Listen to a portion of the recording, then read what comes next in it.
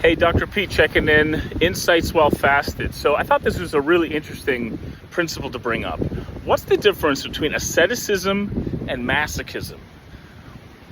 I think this is really, really powerful. So asceticism is something that, as undergoing a challenge, you get stronger, healthier, and better for it.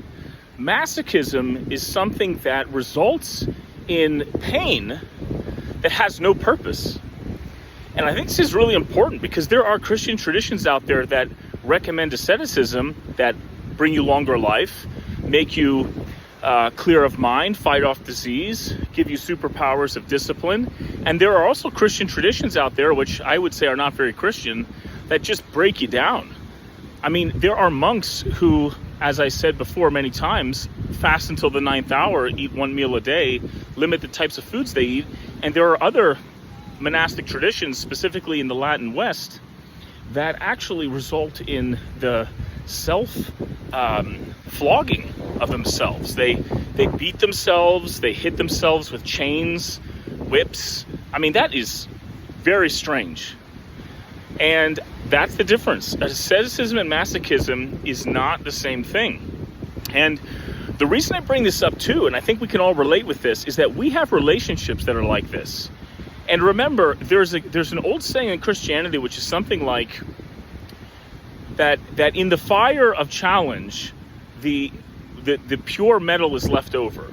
You know, that in the difficulties of life, true character emerges, or that the wheat from the chaff.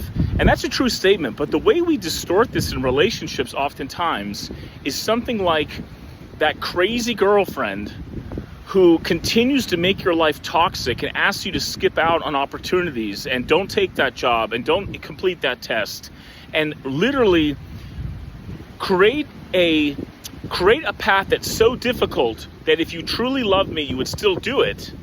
That is a distortion of that first axiom, which is something like you have to separate the wheat from the chaff, and that's often through challenge. And so the difference between a couple that has a healthy relationship who finds themselves in a difficult moment is that moment was created from an external source.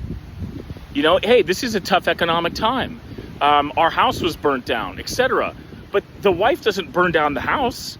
The man doesn't, pop the tires in their car.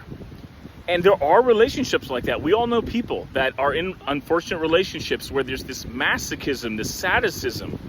And so I think we just got to keep that in mind.